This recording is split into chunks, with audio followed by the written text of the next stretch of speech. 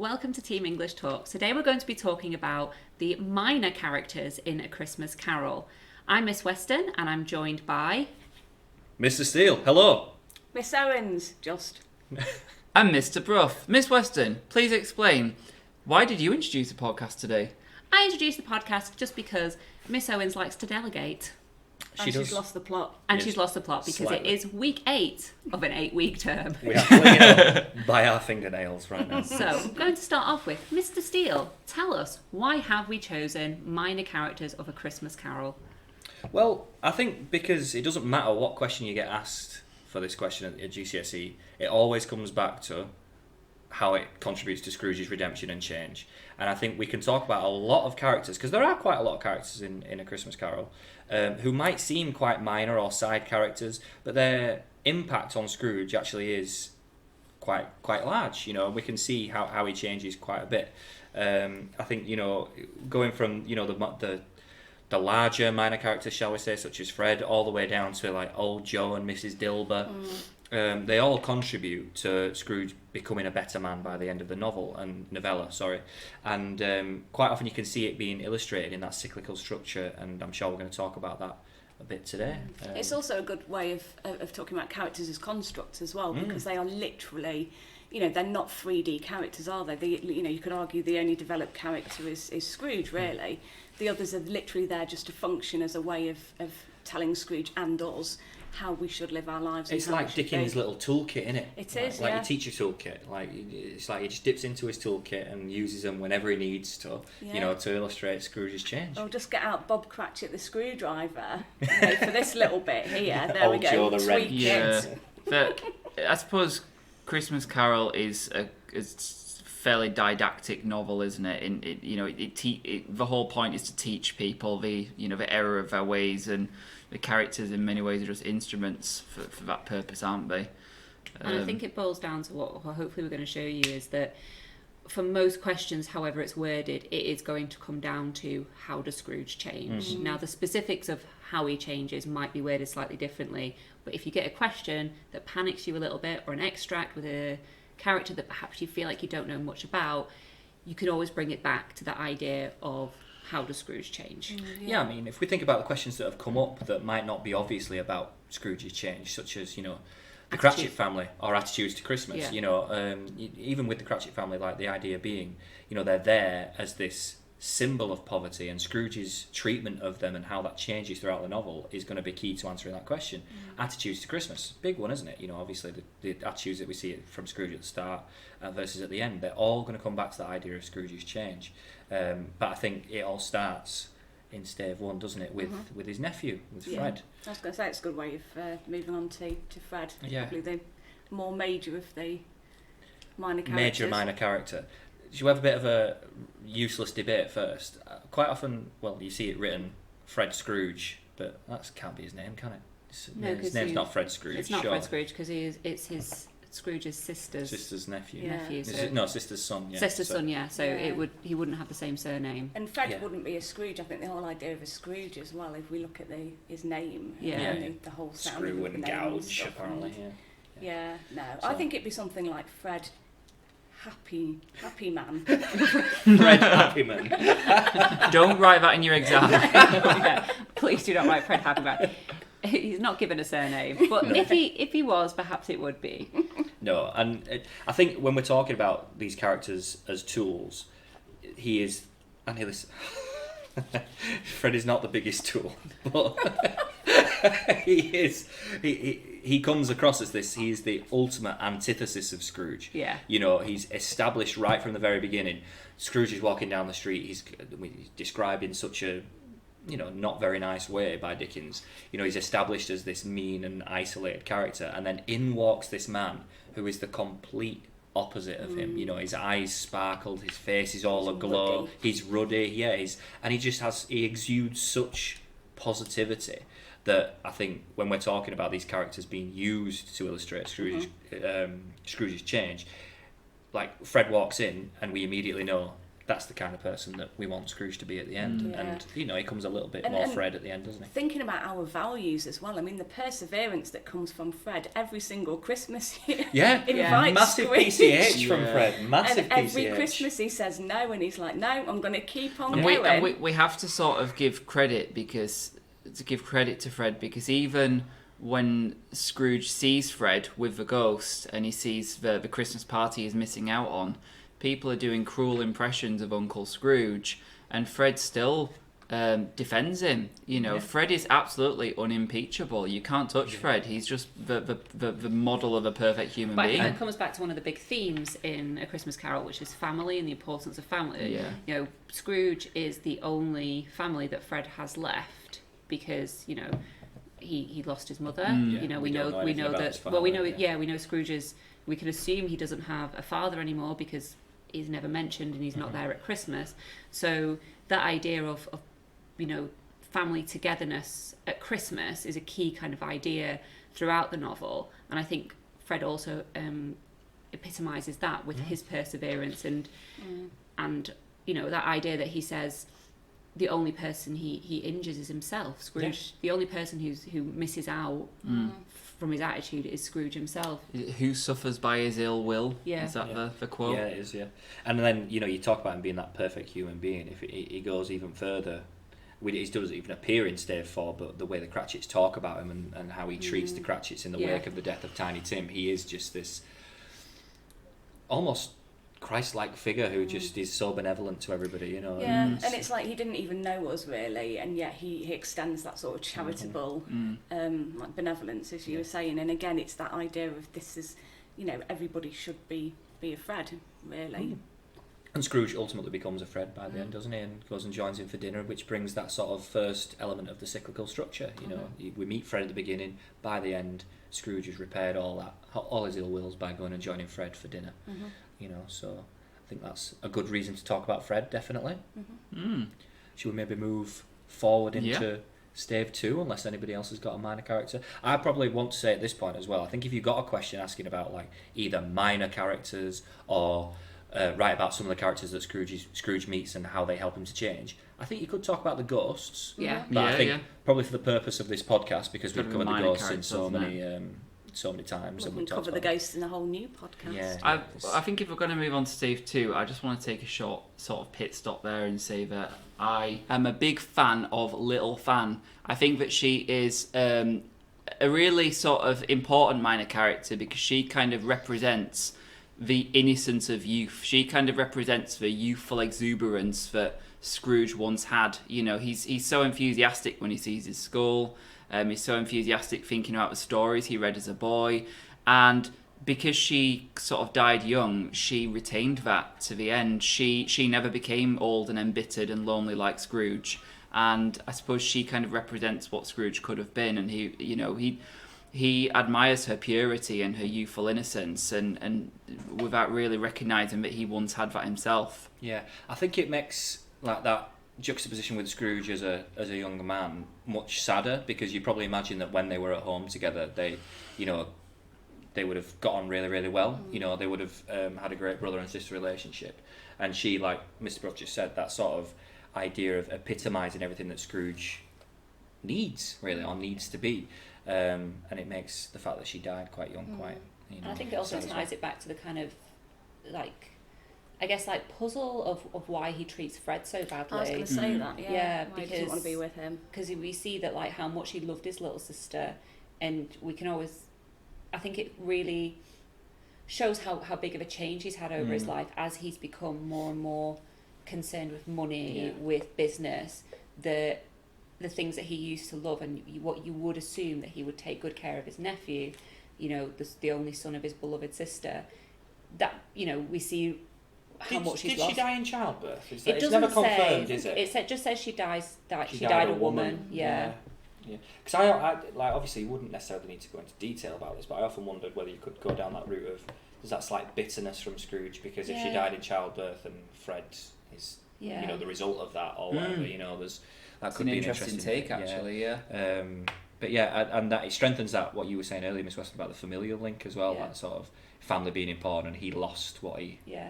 what he loved. So she is an important minor character. I do agree with you on that, And Mr. Brough. speaking of losing love, I'm going to move it on to the next character in...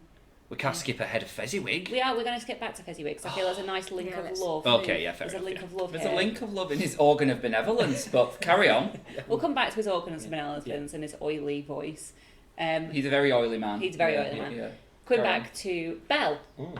So Belle is obviously represents the family that Scrooge could have had, and I think a lot is said about the bit where she breaks up with him. So I'll just briefly go through what I think about that. Is there's that really lovely line of like, an idol has replaced me, a golden one, and that really nice kind of idea of, an idol has displaced me. Scrooge worshipping money, and I think that works quite nicely in this terms of you see sort of Scrooge's change one way and then back throughout the novel. And I just really like Belle. I just think she's a woman who knows what she wants, and she's not going to accept second best. Yeah. She's not Yeah, going to good accept for a her. man who will just extend an engagement, and she'll not accept love for no reason. And my favourite bit, and it's a bit often forgot about, is when the Ghost of Christmas Past shows Scrooge Belle with her own family, because she meets her husband afterwards, and then we have that lovely description of this kind of chaotic, loving family where there's children chewing things on the carpet and older daughters rushing in, and She's rocking in the corner wondering why she had children. She's not really. Yeah. and then the father comes in and they all hug him, and I think that really it's quite a poignant moment, perhaps more so than when Scrooge watches the breakup, to him seeing just actually what he lost through his pursuit. Well, it says, money doesn't and it, wealth. why do you delight to torture me? Yeah. Feeling that torture of seeing her with the family he could And have I think had. a lot of the adaptations do that for when he breaks up with her, but they don't actually show that the real kind of nail, the real kind of torture is actually she moved on and had a great life. It's him who wasted the rest of his years. Yeah, and I always like the way it's positioned in that, you can't, not that anyone would blame Belle anyway, but you can't say it's like, him losing his love that caused him to be like he is, because she leaves him because he's already changed. He's a changed man already. Yeah. And she decides to break it off there. So I think, it's not until he has to, he's forced to reflect upon it by the Ghost of Christmas Past, that shining that light on his past that he wants so desperately to keep hidden, that he finally realises, how much he'd changed when. And I think it she really left him. shows that it's his choice. Yeah. Yeah, that he makes that choice. It's not like these bad things keep happening to him. There comes a point where he makes a choice to pursue wealth over relationships. Yeah. And I think that Belle, because he could have begged her, he could have said he'll change, he could have made an effort, but instead he just accepts it because he knows she's right. He knows that she's not important to him anymore. And I think that makes a good link, actually. So you made a very good a good decision to jump over, because that choice of making the choice between wealth over love is juxtaposed with the idea of Fezziwig, who has both. I always think Fezziwig's a good point to remind students that this is not an Inspector Calls, No, and this is not an anti-capitalist novel. It's not. This is not a socialist novel. it's not Marxist, as I've read on occasional exams. He's Dickens- not Marxist. Dickens was not anti-capitalist No. because he shows the ideal capitalist businessman Yeah. in Fezziwig. He is phenomenally wealthy. Does the same job as Scrooge, probably has just as much, if not more money as Scrooge.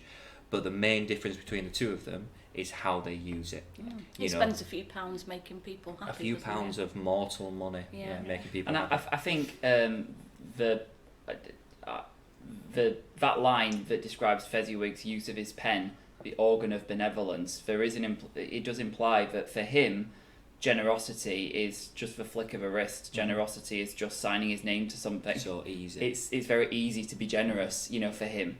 I think Dickens' way of reminding us that it needn't even be onerous for Scrooge to try and be generous. It's just as simple as putting pen to paper. And that's exactly what the Ghost of Christmas Past points out to him. It says, "Is this enough to deserve such praise? He has spent a mere few pounds of your mortal money. Mm-hmm. You know, trying to make Scrooge realise, look, Yeah. it's not. It doesn't take a lot to have people talking about you like these are talking about Fezziwig.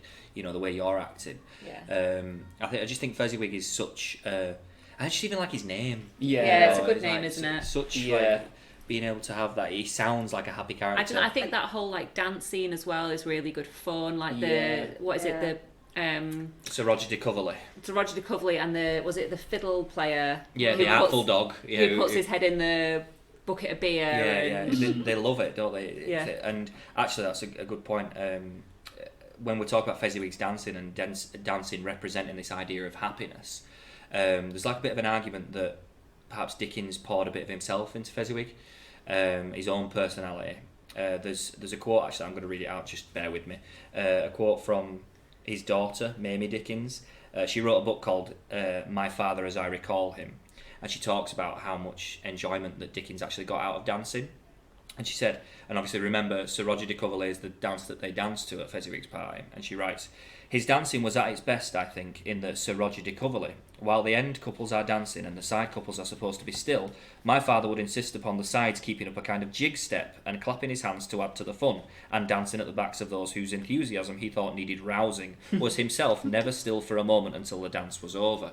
You know, so he is literally that embodiment of Fezziwig, you know, It's like he getting does the everybody exact same to do thing. the conga, isn't Yeah, it? yeah. What's involved. Absolutely. It's not loving really it. how I imagine Dickens. That's interesting. Yeah, it is weird, isn't it? But then that idea of dancing being associated with happiness comes back again in Stave 5. Yeah. When Scrooge, the narrator says, doesn't it? It's very hard to dress and shave even when you're not dancing while you do it. Like that sort of idea of Dickens knew that having a dance was one of the happiest things to do, and as we all know, you know, we all love a good dance at times, We don't do. we?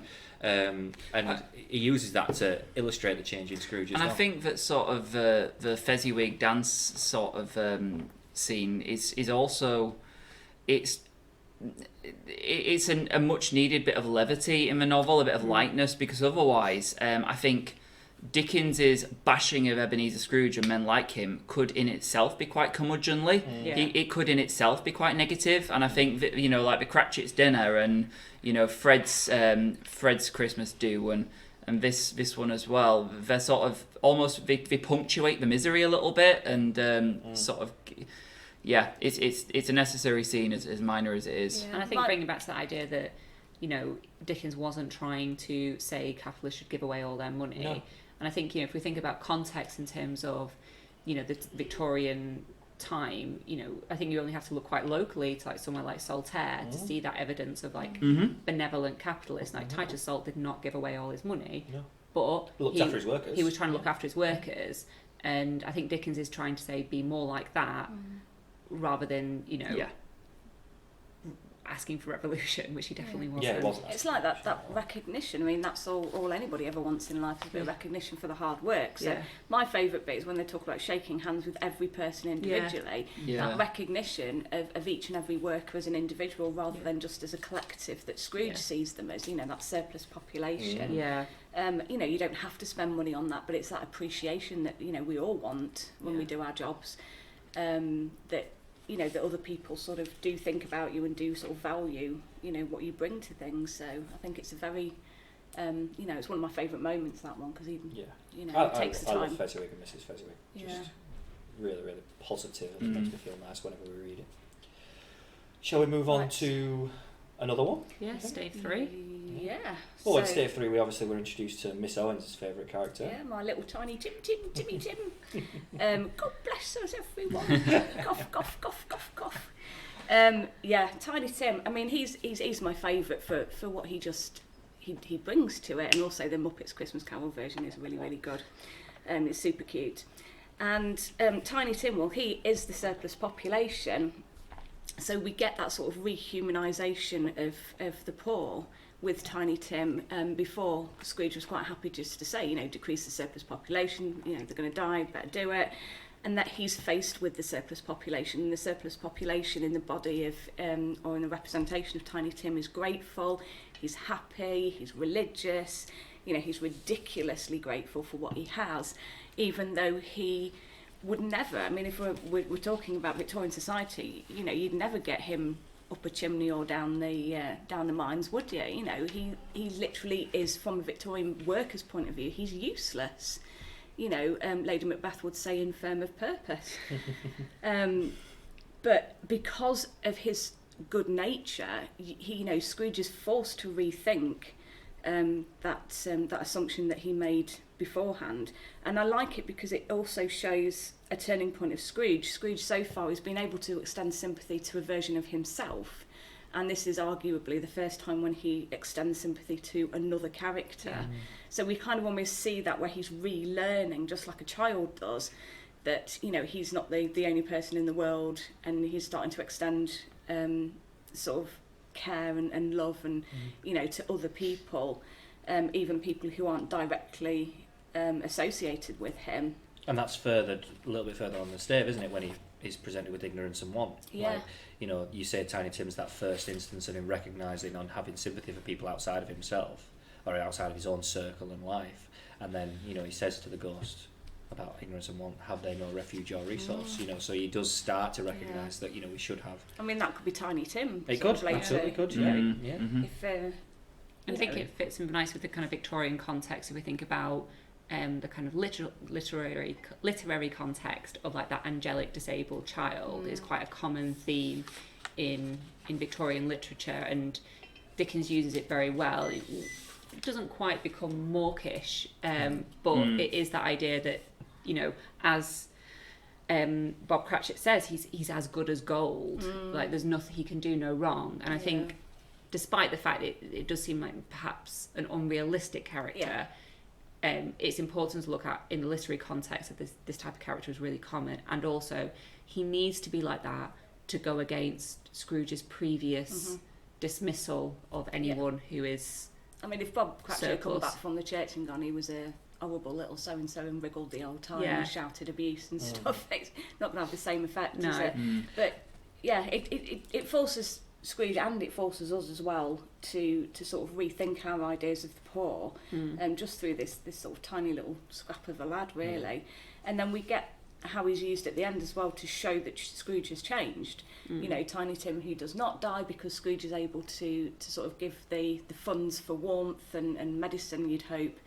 But also he becomes a second father to Tiny Tim, that idea that he will change and he will stay changed at the end of it, almost that guardian angel kind of thing. But this is what you can do with money. This is what money can do, give to charities, and you are literally saving lives.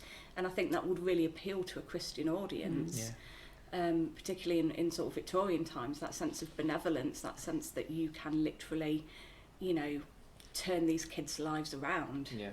And I think as well, like we see sort of the effects of poverty as well through Tiny Tim. The fact that, you know, before Scrooge changes, he does die, and that was kind of a reality, a really harsh reality that you know, Dickens would have been very, very much aware of. And I think that is quite shocking that you have this again. And I think that's part of the reason why he has to be so good as gold, why he has to be so angelic, because it's a real shock when you get to stave 4 and you find out he's dead, and you see and more people mourn him than they do Scrooge. Yeah. Absolutely. I always like the idea of how Tiny Tim is literally carried around by Bob. You know, he bears him on his shoulder quite often, but he is the furthest thing from a burden possible. And I always think, like, if Fezziwig is a lesson to Scrooge on how to be an employer, then Bob and Tim are a lesson to Scrooge on how to treat just other people and how to be a good person.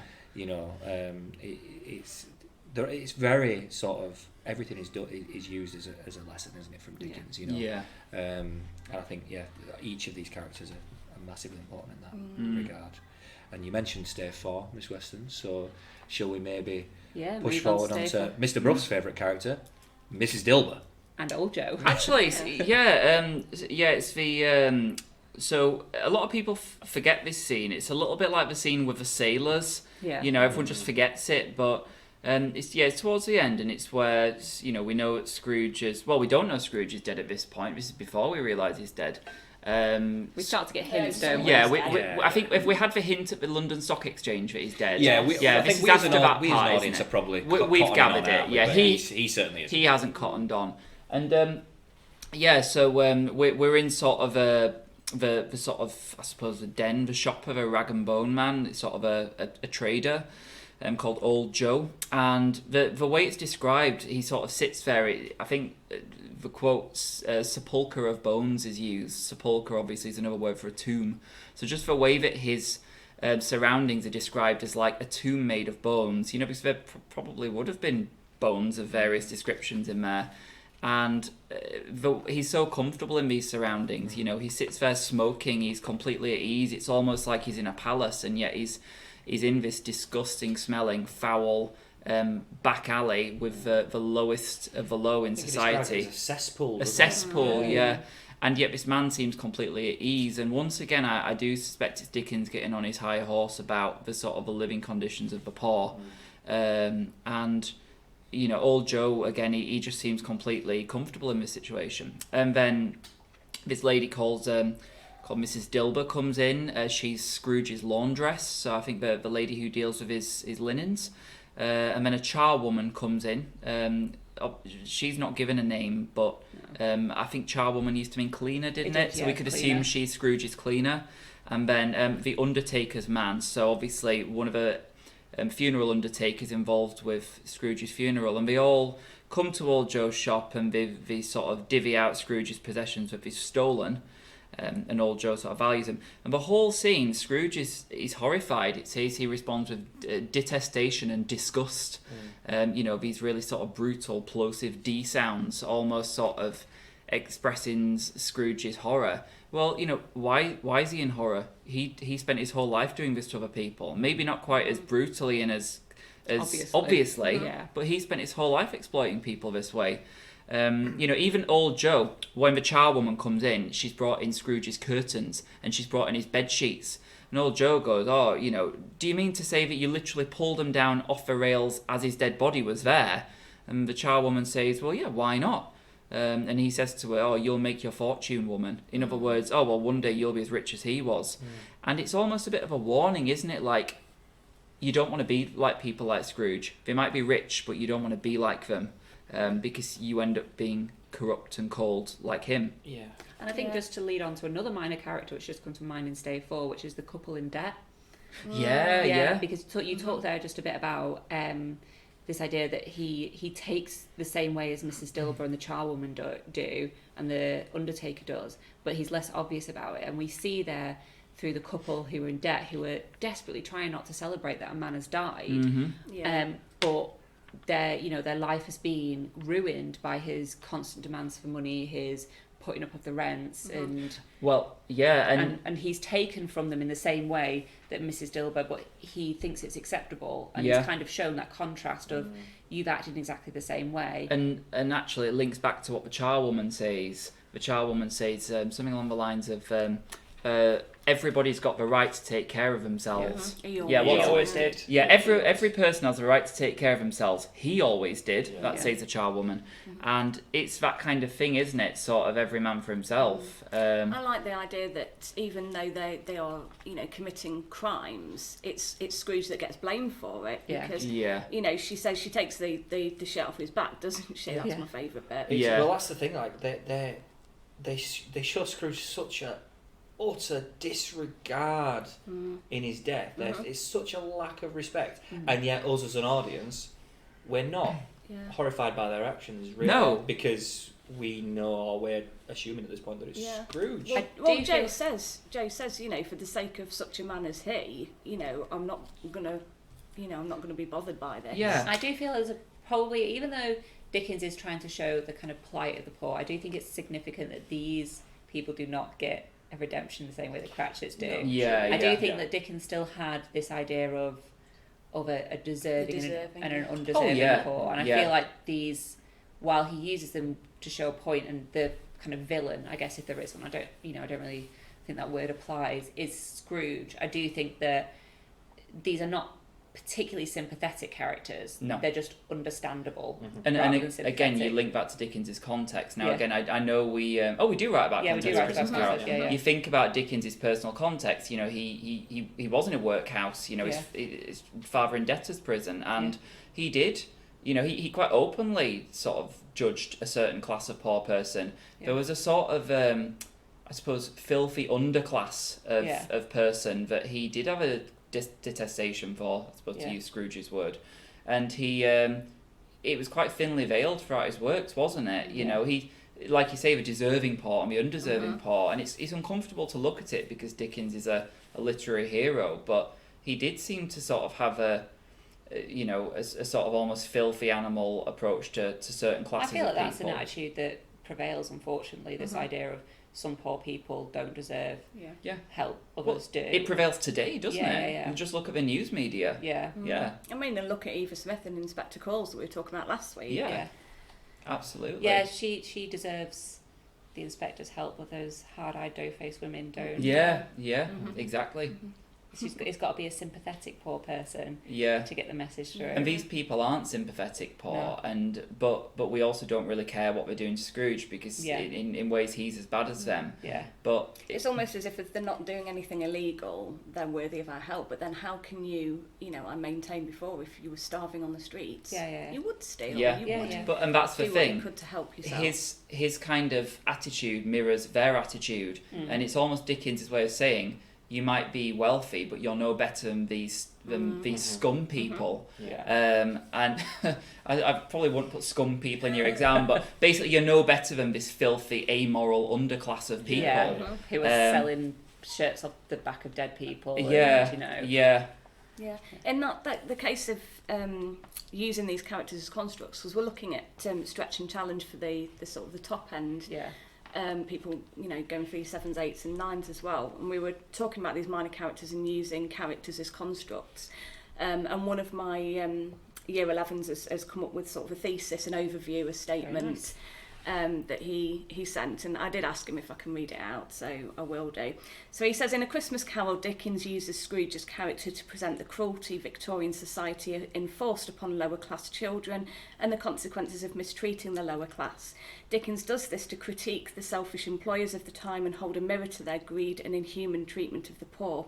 This is done to advocate for a more philanthropic society and to teach the reader of the significant consequences of classism and selfishness. Ooh, riding the Yeah. grade 9 train, isn't it? Yeah, I think so. I love the idea that it encapsulates that idea of Scrooge as a construct of Dickens' intentions. Yeah. We've got that clear understanding of context as well, and I just think it's really I mean, I'm quite happy I managed to say the word philanthropic like twice now. It's lovely, is that? Yeah. But I think it's that sort of evaluative approach, isn't it? That sensitive, perceptive approach that again we're looking for with our with pushing those students towards the top grades. So Excellent, really good. Just before we move on or bring it to a close, can we talk about how Scrooge quite obviously must be an intelligent man because he's managed to earn his qualifications and go and become the moneylender that he is and all that sort of stuff, but he is such an idiot throughout Stave 4. How can he spend his time wandering round having his own death waved in his face and going, oh, I wonder who that man is who's dead. But I think I it's wonder why just- I'm not in my own house. I Oh, I wonder who wonder why all those my old curtains banker are. friends are talking about this yeah. But I think They look miserly old familiar. man who's dead. But I Like, think come on, what mate. Dickens is trying to show yeah, he's in denial. is isn't that he? it's not even in denial. It's just like it's maybe Dickens asking the readers, imagine what people will say about you after your death, Oh, God. goodness. Oh, and that's what he's asking. Yeah, well, do you want people to say it's likely to be a very cheap funeral and then laughing, Probably. or do you want people to think highly of you? And I think the fact that it is frustrating that we as a reader are like, come on, Scrooge, clearly they're talking about you. Yeah. Perhaps make us think of like, well, if he can be so in denial and in the dark about his true nature and how he is viewed, perhaps we all need to look at ourselves and the way Yeah. other people Oh, that's far too philosophical. No, but it's true, isn't it? If we you- hate philosophy. But sort of Dickens is sort of puritanical to a fault, isn't he? And it wouldn't surprise me if that was the intention of Dickens there. Just yet another slap around the back of the head. Yeah. More introspection needed, please, reader. Yeah. Which is ironic because Dickens himself wasn't always the nicest of men. He was not, as we No, he's know. not. Yeah. not at all. Perhaps Yeah. a bit more introspection with yourself was needed Yeah. as well. Yeah. Well, when you were talking about Belle's life earlier, her future life without Scrooge, and you were saying how lovely the scene is. It is a really lovely scene, but I often feel like I have to gloss over the narrator's behaviour during that scene. How he has a certain fondness for one of the daughters. It's I never really thought about that, you oh, know. it's not the most savoury of. That's Yeah. that other bit, isn't there, at the end? Putting his where he arm talks round her, and about- my arm could fit around her twice, and the plump sister at Fred's party, and Yeah, it's it's- all- Again, I say it's- you go, it's- plump sister. yeah, you go plump You sister, go, but the way girl. Scrooge talks about, not Scrooge, Yeah. Dickens talks about Slay. Yeah, it's all women, isn't it? Because at the end, you've got the maid who opens the door, and he's like, "Oh, nice, very nice girl." Yeah. It's just like, oh. Well, he was a bit of a not a philanthropist, a philanderer. Philanderer, Yeah. yes. A philandering Oh my- philanthropist. So now we're going to have Yeah. some Year 11 students writing Scrooge at the end of the novel becomes the philanderer. A philandering philanthropic philosopher. Yeah, Yes. there we go. Yeah, there we go. Should we end on that? On that note, I feel like that Unless is the end anyone's of the got- podcast. Okay, right. Thank you to everyone who's taken part, and thank you for listening. And as Tiny Tim says, God, God bless bless us, us, everyone. Goodbye, everybody.